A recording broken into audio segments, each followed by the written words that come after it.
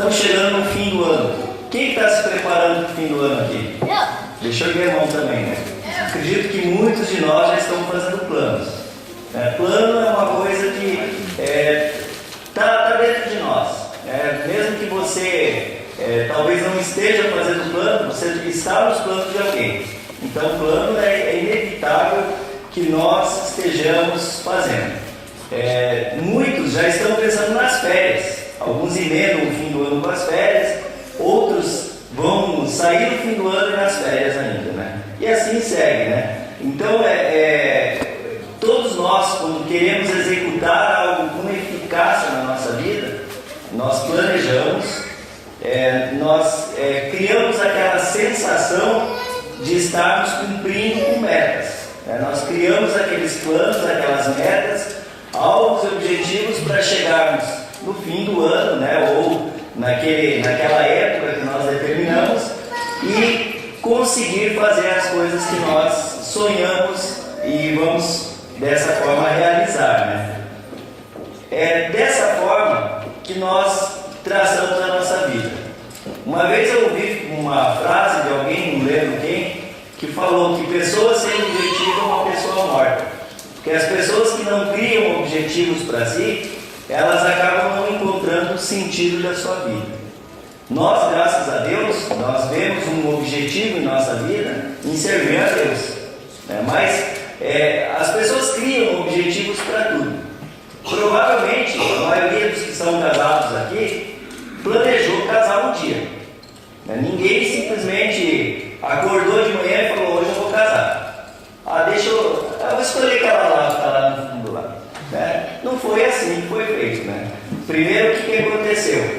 Primeiro você foi conhecendo, foi conversando, depois você foi pegando na mão, foi abraçando e foi beijando. Aí você falou: não, eu não posso viver sem essa pessoa. Aí você planejou: não, eu consigo conviver com as virtudes que essa pessoa tem, consigo conviver com os defeitos dessa pessoa também. Então acho que dá para casar. Aí você pensa: bem, o que eu preciso para casar? Não, daí eu começo a planejar. Não, eu preciso uma casa, preciso ter uma infraestrutura, um emprego, e começa a planejar essas coisas. Para quê? Para que num derradeiro dia você case. Muita gente não, né? Tem uns que caem de paraquedas. Falam: olha, eu conheci ela em uma semana, já casei, e a gente está vivendo feliz para sempre. Uma loucura, né? Mas, enfim, acontece nos casos assim, né? Mas, como regra, nós costumamos fazer planejamento da nossa vida, né? Eu já conversei com algumas pessoas que já estão falando: olha, em dezembro do ano que vem eu vou tirar férias, em dezembro do ano que vem eu vou viajar e eu vou para tal lugar. Mas por que você está deixando? Não, é porque eu preciso juntar dinheiro, eu preciso organizar minha vida toda para sair e ninguém sentir minha falta. Ou melhor, para que sintam inveja de mim porque eu fui. Né? Então eu planejei aquilo e fui.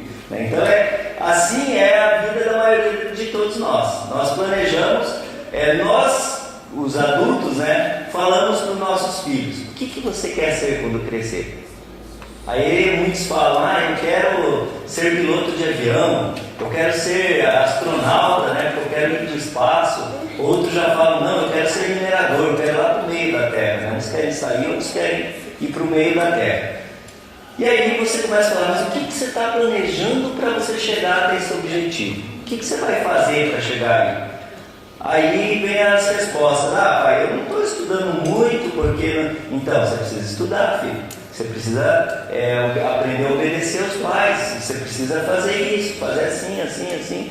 Então, desde pequenos, nós criamos para os nossos filhos, para nós mesmos, metas, né, que são objetivos. Aonde que eu vou chegar, o que eu quero fazer, como que as coisas acontecem. E nesse mês, vindo agora para nós, né, então nós pensamos em ter atitudes, né, que condizem com as de seguidores de Cristo. Geralmente, a pessoa que vem à igreja, ela já pensa em si mesmo e pensa assim: eu preciso obedecer a Deus. A primeira forma que nós conhecemos é o quê? Comunhão com Cristo. De que forma? Da forma que Deus deu. Como? Com a igreja. É assim que Deus determinou que nós vivemos. E o planejamento nosso acaba tendo a igreja como volta disso. E nesse mês nós estamos com um tema geral falando para onde nós vamos. Para onde nós vamos? Nós já falamos de onde viemos. Foi no primeiro domingo desse mês de novembro. Nós falamos para onde, de onde nós viemos.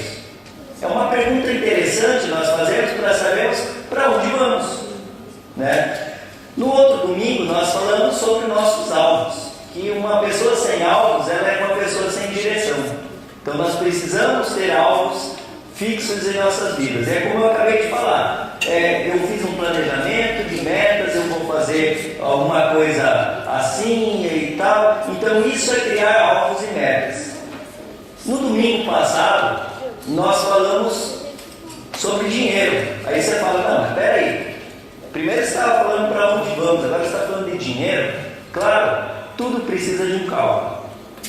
Se você está falando que vai tirar férias daqui a um mês ou daqui a um ano, como eu acabei de falar, você está fazendo um balanço do que você precisa para tirar essas férias, financeiramente. E no domingo passado, na parte financeira, nós falamos sobre primícias. Que o primeiro lugar que nós temos em nossa vida, em tudo, pertence a Deus. Por quê? Porque Deus deu o exemplo. Em primeiro lugar, Ele deu o seu Filho. E isso nos demonstra que Jesus é o exemplo a ser seguido aqui.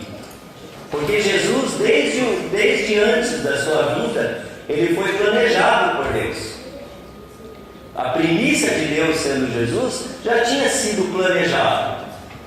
Jesus já chegou na terra com um alvo. Ele com 12 anos estava na sinagoga, cumprindo o mandamento de Deus, com 12 anos. Eu tenho 2 filhos que já passaram dessa idade, né? Jesus com 12 anos estava obedecendo a Deus. Porque ele já tinha em sua vista, em sua mente, né, um alvo. E ele estava prosseguindo para aquele alvo. Ele estava determinado com aquilo. E Jesus passou, assim, quando atingiu uma maturidade, a ser independente, né, a ser um homem feito e já seguro de si, ciente do que estava fazendo, ele passou a colocar em prática o seu planejamento. E ele tinha atitudes claras, ele tinha uma ação clara, ele sabia exatamente o que ele estava fazendo. Tanto que um pouco antes de morrer, ele já estava falando para os discípulos que era necessário que ele morresse para que se cumprisse as Escrituras. Mesmo ele sabendo que aquilo era doloroso. Mesmo ele sabendo que era doloroso, Jesus falou ainda: Pai, faça a sua vontade, mas se for possível, afasta essa dor de mim, afasta esse cálice de mim. Mas mesmo assim, sabendo que seria doído, que seria pesado, Jesus foi e fez. Porque ele tinha em sua mente, em sua visão, um alvo determinado, uma meta, um objetivo que ele tinha que cumprir. E ele cumpriu. Da mesma forma, você como seguidor de Cristo, todos nós devemos agir assim. As nossas atitudes devem refletir o que é que nós somos. As nossas atitudes devem nos levar a ter algum resultado em nossas vidas. O primeiro resultado, e o mais lógico de todos, é você se oferecer ao Senhor de tudo, todo o seu coração. Isso não isenta você de ter que trabalhar, de ter que ter esposa, filhos, amigos, conhecidos. Não isenta você de ter que ir para a escola, no caso das crianças, talvez alguns adultos ainda estudam, mas não isenta a gente do dia a dia. A gente não fica anormal quando segue a Deus. Ao contrário, nós ficamos sobremaneira excelentes. Por quê? Porque nós fazemos todas as coisas que todo mundo faz, mas obedecendo a Deus. É assim que deve ser a vida de alguém. Então, a primeira coisa que nós devemos fazer com as nossas atitudes é me oferecer primeiramente a Deus. Abra sua Bíblia lá em Romanos capítulo 12, versículo 1 em diante. Romanos capítulo 12, versículo 1 em diante.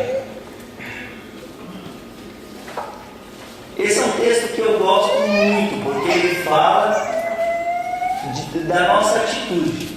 Essa mensagem não foi somente para os romanos há muitos anos atrás. Ela é atual para você, para mim, hoje. Né? Que demonstra o quê? Oferecer-se ao Senhor exclusivamente, em primeiro lugar. Então, o primeiro lugar que você deve fazer, ofereça-se ao Senhor como sacrifício. Diz assim lá em Romanos 12, 1. Portanto, irmãos, rogo-lhes pelas misericórdias de Deus, que se ofereçam em sacrifício vivo, santo e agradável a Deus. Este é o culto racional de vocês. Você quer cultuar a Deus? Nós estamos cultuando a Deus. Nós estamos aqui louvando a Deus. De que forma? Com tudo que nós somos. Primeiramente com os nossos corpos, né, que devem ser oferecidos em sacrifício a Deus. Você lembra que o João deu aqui no início, na abertura?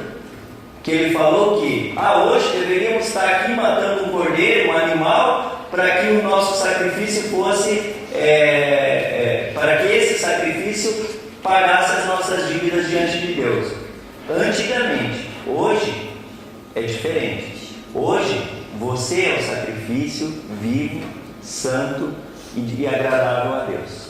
Os nossos corpos, a nossa vida, as nossas atitudes práticas é que nos tornam sacrifício vivo, santo e agradável a Deus. Isso é um chamado para o cristão. Para aquele que quer falar, eu quero ser um seguidor de Cristo. É um chamado para quê? Para que você não ofereça nenhum outro sacrifício a não ser a sua vida. Deus quer isso de você. Eu vou dar um exemplo para você que é de um sacrifício. Eu estou tentando pelo menos fazer um sacrifício. Eu conheço outras pessoas aqui que estão também. Eu estou tentando perder peso. Né? Eu estou tentando perder peso. Por quê? Porque eu fui correr esses tempos atrás e eu lembro de anos atrás que eu corria, eu cansava. Aí eu fui correr, a minha língua estava no chão. Eu tive que enrolar ela para guardar de novo. Né? Eu falei, não, tem que perder peso para poder correr um pouco mais. Parece algo, a grosso modo, simples de fazer. Né? Todo mundo fala, não, eu tenho um segredo, fecha a boca que dá certo. Né? Parece algo muito simples. Eu vou parar de comer e acabou. Mas para isso acontecer, eu tenho que fazer algumas coisas. Comer menos, é claro, né? Menos do que eu habitualmente como. Eu tenho que trocar muitas alimentações, deixar aquelas chamadas comida lixo, né? Que hoje em dia é falado muito, né? E comer coisas mais saudáveis, coisas mais naturais, mais frescas, né? E ainda, além disso, fazer exercício. Quem aqui que consegue fazer tudo isso com facilidade? Né? Às vezes eu consigo controlar a alimentação, mas não consigo fazer exercício. Às vezes eu consigo fazer exercício, mas parar de comer não. E aí vai. Você veja que eu poderia estar falando aqui de a pessoa que usa algum medicamento, usa drogas, enfim. Né? Daí seria falar, não, é difícil mesmo. Mas comer é algo que todo mundo precisa fazer. O problema nosso sempre é a quantidade. E como é gostoso, né? Comida é uma coisa prazerosa para nós queremos muitos. E se você parar para conversar com muitas pessoas aqui, cada um vai te dar uma receita de emagrecimento. Cada um vai falar, isso é bom, aquilo é ruim, aquilo é bom. Né? E assim vai. Também alguns vão falar diversos exercícios que eu posso fazer. Diversos meios que eu posso fazer para chegar àquele objetivo. Agora imagine que a maioria das pessoas normais tem que fazer praticamente o oposto de tudo cotidianamente que fazem para atingir a sua meta. Imagine o sacrifício que é. Eu falei de perder peso justamente porque é algo muito comum para as pessoas falarem. Todo mundo chega a uma idade que determina isso. Alguns não, né? Eu vejo o Severino que eu conheço ele há muitos anos e ele não mudou a forma dele, né? Ele é sempre forte e musculoso como sempre. ao seu tamanho, é claro. Mas, graças a Deus, ele não tem esse problema. Mas eu tenho. Mas ele deve ter algum outro problema, que ele está lutando para corrigir continuamente. Todos nós temos dificuldades, problemas e lutas pessoais diárias. Muitos aqui que estão em período escolar, né, têm isso como uma batalha diária. Não, eu preciso vencer isso. Eu preciso me sacrificar a ponto de que eu passe de ano. Né? E às vezes é difícil. Às vezes não acontece. Às vezes vai precisar repetir o ano para aprender bem para poder passar de ano. Isto é a luta pessoal de cada um. E Deus fala que em cima disso você tem um sacrifício pessoal a fazer. O sacrifício é não somente eu vou perder peso, mas eu vou perder peso sendo servo de Deus. Eu vou trabalhar sendo servo de Deus. Eu já vi casos de irmãos aqui que perderam empregos porque não podiam mentir. Aliás, porque tinham que mentir e não queriam mentir. E falaram, não, esse emprego não serve para mim. Já vi outros casos de irmãos que deixaram de ganhar muito, progredir na sua vida financeira, de trabalho, enfim, por causa justamente de ser cristão. Este é sacrifício vivo, santo e agradável a Deus. Fechar a boca, né? Não parece, mas pode ser pecado. Quando eu como além do que eu preciso, eu peco. Por quê? Porque eu estou excedendo o que eu devo fazer. Deus quer que nós tenhamos equilíbrio em tudo. Ele não quer excesso em tudo. Ele não quer que eu pare de comer de uma vez. Ele quer que eu coma sempre, mas com regras. Ele quer que eu trabalhe adequadamente, servindo a Deus com o meu trabalho. Ele quer que eu sirva a Deus com os relacionamentos. Olha como é difícil conviver com uma esposa e com filhos. Mas é isso que Deus quer de nós. E eu não estou culpando a Linda, nem o Jonas e o Guilherme, não. Estou culpando eu mesmo. Né? Por quê? Porque é um sacrifício diário que nós fazemos suportar uns aos outros. É vontade de Deus. E eu sei que para a Linda é um sacrifício diário que ela faz para me suportar. Assim como para o Jonas e o Guilherme. Mas eu sei que o oposto também é verdadeiro. Né? Todos nós lutamos. Eu estou falando da minha família, mas a sua família não é diferente. Todos nós temos sacrifícios diários. E neste sacrifício diário, que não é quando estamos como igreja, aí nós somos sacrifício vivo, santo e agradável a Deus. O seguidor de Cristo, o seguidor de Jesus, ele, a pessoa dele, é o único sacrifício que Deus aceita para que a pessoa cumpra a sua vontade. A dificuldade está justamente aí, em fazer o que Deus deseja, não o que eu acho bom ou o que eu gosto, mas fazer exclusivamente a vontade de Deus. Esse é o desafio contínuo, inclusive do cristão. Do não cristão é primeiro fazer a vontade de Deus, depois continuamente perseverar até o fim da sua vida. O segundo ponto que nós precisamos, né, para que nossas atitudes sejam melhoradas, é esquecer um pouco do mundo. Esquecer do mundo significa muitas vezes eu me desligar da televisão, da internet, dos passeios, das festas, das diversões. O que você está fazendo aqui agora, por exemplo, é esquecer um pouco do mundo. Por quê? Porque estamos aqui juntos, concentrados, orando, cantando, louvando a Deus com os nossos corpos e com nossa vida. Ele fala isso em Romanos capítulo 12, que nós estávamos lendo, versículo 1.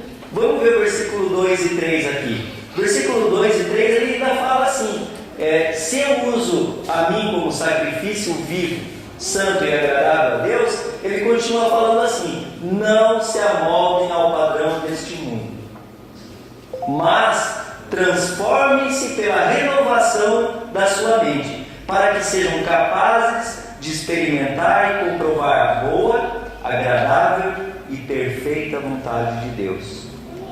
Pois pela graça que me foi dada, digo a todos vocês: ninguém tenha de si mesmo um conceito mais elevado do que deve ter, mas pelo contrário, tenha um conceito equilibrado de acordo com a medida da fé que Deus lhe concedeu.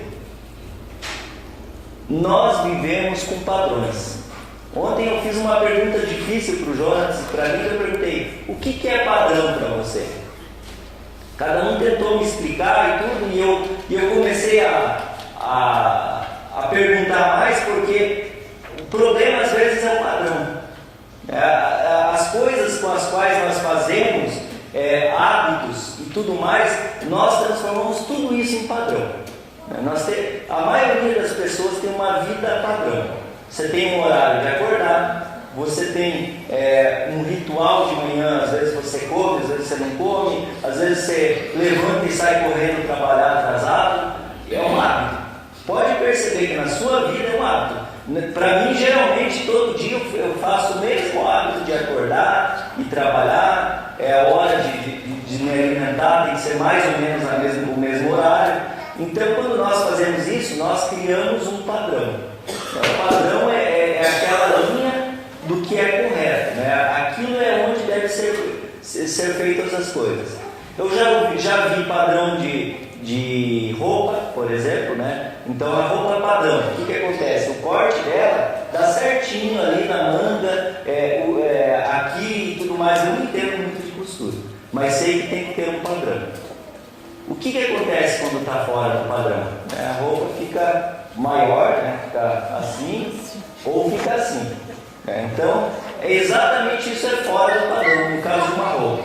Existem moldes, né, de aquelas massinhas, por exemplo, que a criança brinca, que ela pega e põe dentro de a massinha dentro de um quadradinho lá. Quando ela tira aquilo, forma um desenho, uma figura, um bichinho e tudo mais. Aquilo é um padrão. Padrão são coisas criadas para modelar alguém. Eu procurei até no dicionário a palavra padrão para ver o que é. E aqui estava lá, modelo oco, no qual se introduz uma matéria pastosa, líquida, enfim, né, que ao secar toma-lhe forma. Todo instrumento ou peça de metal, madeira, cartão, papel e etc., pela qual se corta, recorta ou modela alguma coisa. Uma figura, um exemplo, por exemplo, né, exemplar, norma, modelo, tudo que pode servir de guia ou modelo para as nossas ações ou como proceder. Então você veja que isso é um padrão. Padrão é exatamente como que essas coisas acontecem. Nós vivemos continuamente padrões.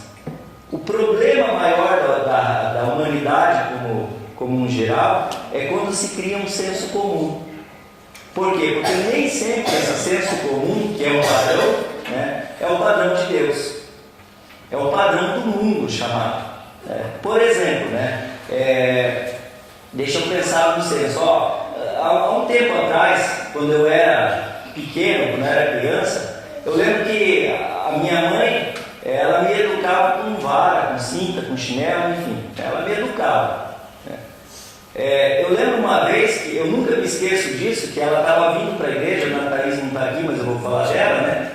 Ela trazendo a Ana Thaís na mão, uma sacola da outra com uma varinha lá em cima, assim, né? E ela falando, essa varinha é para a Ana Thaís se comportar. Então, quando ela trazia a varinha na bolsa, ela não usava, porque a Ana Thaís estava vendo a varinha e sabia que se o corpo não pensasse, ele ia parar. Então, ela começava a sentar, ficava comportadinha e obedecia. Com o passar do tempo, eu ouço até aqui em nosso meio, tem gente falando, não, eu nunca ergui uma mão para o meu filho. Que é o quê? É um padrão criado da sociedade, né? que os psicólogos, os entendidos, os conhecidos, falam assim, não, uma pessoa pode ser educada sem apanhar. Contrariando até um preceito bíblico. Por quê? Porque a Bíblia fala para eu educar o meu filho com a vara. Por quê? Porque eu tenho que ensinar ele a obedecer. Ele obedece por bem, não acontece nada. Ele não obedece, acontece, tem um resultado. Ele vai pagar, às vezes, com uma varada, enfim. Isso é o padrão bíblico. Sabe o que tem sido feito? O senso comum fala, não bata no teu filho. Em hipótese alguma. O senso de Deus fala, eduque teu filho. Provérbios fala, o tolo é o que não é corrigido, o sábio é aquele que é corrigido. Então, nós estamos criando uma geração tola, uma geração que pensa, age e vive de forma tola. Por quê? Porque não é educada mais. Isto é a perda dos padrões dados por Deus. Então nós devemos ter atitudes que nos levam a fazer o que Deus quer. Eu me oferecer como um sacrifício vivo, santo e agradável a Deus, é eu me deixar ser corrigido muitas vezes. De que forma? Pagando um preço. E o mundo gosta muito de falar, não, porque dentro da igreja as pessoas ensinam que se a pessoa errar, ela pede perdão para Deus e volta tudo normal. Mas eu acho que mesmo que você erre, se você, por exemplo, roubou, se arrependa, obedeça a Deus, mas vai preso também. Quer dizer, você tem que pagar o preço daquilo que você fez. Nós não isentamos o pagar o preço. O pagar o preço é necessário. Assim como quando nós tomamos uma decisão de eu vou entrar nas águas e me batizar e morrer para esse mundo, eu tenho que pagar o preço de morrer para esse mundo. E qual é o preço? Não me amoldar o padrão que esse mundo dá, me amoldar o padrão de Deus. Talvez eu vou ter que fazer coisas que não me agradem, mas esse é o padrão que Deus quer. Por isso que Paulo está falando lá no capítulo 12, versículo 2 e 3, ele fala, não se amolde ao que existe no mundo, mas transforme-se pela renovação da sua mente. Qual que é a renovação da mente nossa hoje? Obedecer a Deus, que é algo antigo. Mas por quê? Porque assim eu consigo experimentar o que é que Deus quer para mim. As coisas que são, eu vou provar e vou comprovar, é empírico. Ele está falando aqui nesse versículo 12, versículo 2. Ele está falando, experimentar e comprovar a boa, agradável e perfeita vontade de Deus.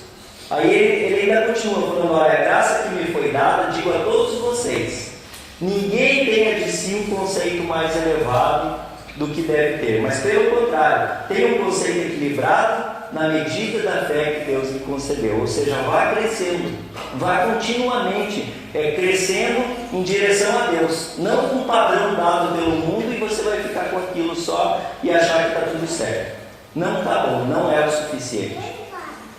E por último, ele ainda fala, use o que você tem de virtude, use o que você tem de dom, porque se você tem algo bom, se você tem alguma coisa louvável, aceitável e agradável a Deus, use isso para o bem comum, use isso para louvar a Deus, para ser culto racional do Senhor. No versículo 4 ele fala, assim como cada um de nós tem um corpo, você não tem um corpo? Tem. Então cada um de nós tem um corpo, com muitos membros, e esses membros não exercem todos a mesma função, assim também em Cristo nós, que somos muitos, formamos um corpo. Cada membro está ligado a todos os outros. Quando um membro falha, o corpo falha. Temos diferentes dons de acordo com a graça que nos foi dada. Se alguém tem o dom de profetizar, use-o na proporção da sua fé. Se o seu dom é de servir, sirva. Se é de ensinar, ensine. Se é de dar ânimo, que assim faça. Se é de contribuir, que contribua generosamente. Se exercer liderança, que a exerça com zelo. Se é mostrar misericórdia, que o faça com alegria. Essa é a vontade de Deus, que você seja moldado por Deus, que você esqueça do que ficou para trás, do que você renove a sua mente e comece a partir daí a olhar para Deus. De que forma? Usando as suas virtudes. Ele deseja que você trabalhe com o que você tem, com o que Ele te deu desde que você nasceu. Ele não quer coisas que são inventadas, novas ou sobrenaturais. Ele quer que você use o dom que Deus te deu, para que nós sejamos um corpo perfeito, para que o nosso culto seja, como igreja, um culto verdadeiro e racional a Deus. Eu lembro no passado, nós tínhamos um panfleto aqui que distribuímos para as pessoas, para quem visitava, para quem a gente encontrava fora da igreja, que mostrava uma pessoa tentando comer com uma enxada e carpir com um garfo. E falava: para que você veio ao mundo? Para que você serve? Ele falou: olha, a enxada não serve para comer. E mostrava a pessoa com dificuldade para comer com a enxada. E aí mostrava com dificuldade para carpir com garfo. Aí mostrava o que era correto, ele carpindo com uma enxada e comendo com um garfo. É para isso exatamente que Deus trouxe você ao mundo, para que você use as suas habilidades. Para quê? Para o seu reino, para a sua vontade. Para que você entenda que você fazendo essas coisas, você não está servindo ao João, ao Antônio, ao Severino, a ninguém. Simplesmente a Deus. E o resultado de você servir a Deus, você acaba servindo consequentemente ao João, ao Antônio, ao Severino e a todos os outros, usando os dons no conceito que Deus quer que você tenha, não no conceito mais elevado do que você tem. Se você tem um dom, use-o com humildade para Deus. É isso que ele está dizendo aqui. Deus deseja o uso adequado das nossas habilidades. Ele quer que você faça as coisas conforme Ele quer, não conforme você acha ou gosta. Deus deseja isso de cada um de nós. Nós precisamos, em primeiro lugar, pensar assim: eu tenho que me oferecer a Deus como sacrifício vivo, santo e agradável a Deus. A decisão do batismo é uma decisão que declara isso. Que eu falo: olha, o Edson morreu, o Edson não existe mais. Existe Jesus Cristo, Edson, vamos dizer assim, né? E assim para você, né? Quando você toma a decisão de entregar sua vida a Jesus através do batismo, você está declarando ao mundo com uma atitude, falando assim: eu não existo mais, Jesus existe em mim, eu subsisto em Jesus, e a partir daí as minhas atitudes devem refletir o que Jesus faria. E aí, quando eu me ofereço, quando eu faço isso, ela tem que ter uma ação, uma mudança. A mudança é o quê? Deixa o mundo de lado, deixa para trás essas coisas. Ofereça seu tempo, sua vida, seu sacrifício a Jesus. E use o que você tem. Deus não quer o que você não tem. Até nas suas ofertas, Deus não quer que você cometa loucuras. Ele quer que você dê o que você tem, que você faça o que você pode. Ele nunca pediu nada além. Isso é o que Deus deseja. Deus quer de você que você tenha a mesma atitude de Cristo. Aí talvez você fique pensando: tá, qual foi a atitude de Cristo? Vamos ler Filipenses capítulo 2, versículo 3. Filipenses 2, 3 até 11. É uma leitura que parece grande, mas é rápida. E nós vamos ver qual é a atitude que você deve tomar, que eu devo tomar, que todas as pessoas devem tomar. Que a sua atitude seja igual à de Jesus. É isso que essa passagem em Filipenses 2, do 3 ao 11 fala. Nada façam por ambição egoísta ou por vaidade, mas humildemente considerem os outros superiores a si mesmos. Você veja que nós acabamos de ler algo parecido com isso. Cada um cuide não somente dos seus interesses, mas também dos interesses dos outros. Isso é a igreja. Seja a atitude de vocês a mesma de Jesus Cristo, que, embora sendo Deus, não considerou que o ser igual a Deus era algo que devia pegar-se, mas esvaziou-se a si mesmo, vindo a ser servo, tornando-se semelhante aos homens, e sendo encontrado em forma humana, humilhou-se a si mesmo, e foi obediente até a morte, e a pior morte, a morte de cruz. Por isso Deus, porque Ele deixou o eu de lado e viveu o que Deus mandou, Deus o exaltou à mais alta posição e lhe deu um nome que está acima de todo nome, para que ao nome de Jesus todo joelho se dobre, no céu, na terra e debaixo da terra. Lembra que o João falou também na abertura? Jesus foi até o inferno. Por quê? Para que todo joelho se dobre em seu nome. E toda a língua confesse que Jesus Cristo é o Senhor, para a glória, não dele, mas de Deus Pai. A atitude sua e minha deve ser isso. Quando nós falamos em padrões, em atitudes, em modo de viver, é isso que Deus espera de mim e espera de você. Espera de todos nós. Continuamente que nos moldemos ao padrão dele, não ao meu padrão. Que nós façamos a vontade dele, não a minha vontade. Por isso precisamos, que nós sempre enfatizamos aqui entre os irmãos, precisamos ler e conhecer a Bíblia. Precisamos estudar mais, juntos. Precisamos tirar nossas dúvidas também. Precisamos conversar sempre sobre a palavra de Deus. Precisamos ter ousadia de fazer a vontade de Deus. Esquecer um pouco do padrão que o mundo dá, que parece bom. Por causa dos padrões do mundo, é que o mundo cada dia se corrompe mais. E por causa dos padrões de Deus, é que cada dia mais pessoas podem ser salvas. Como? Obedecendo a Deus. A hora de obedecer a Deus não é lá no passado, nem no futuro. Deus quer que nós obedeçamos Ele agora.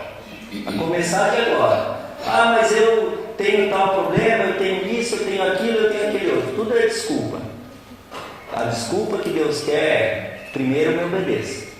Faça o que eu mandar. Depois você vai sendo acrescentado mais e mais e mais conforme a sua vontade. Mas a primeira coisa é: obedeça a Deus. Molde-se ao padrão de Deus.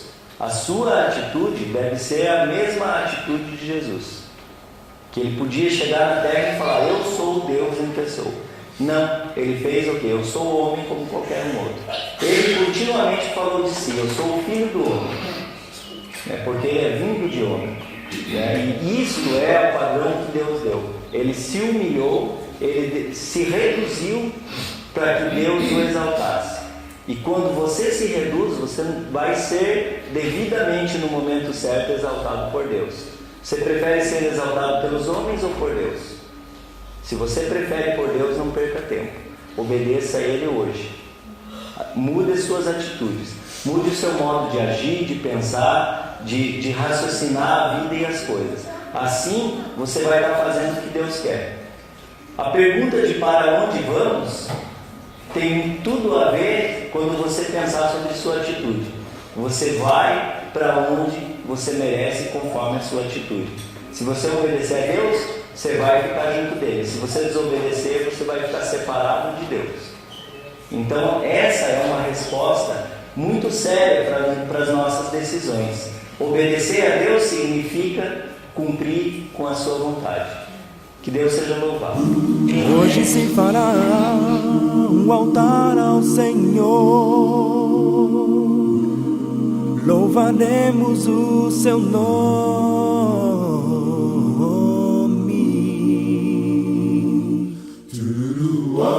E hoje se verá que o poder do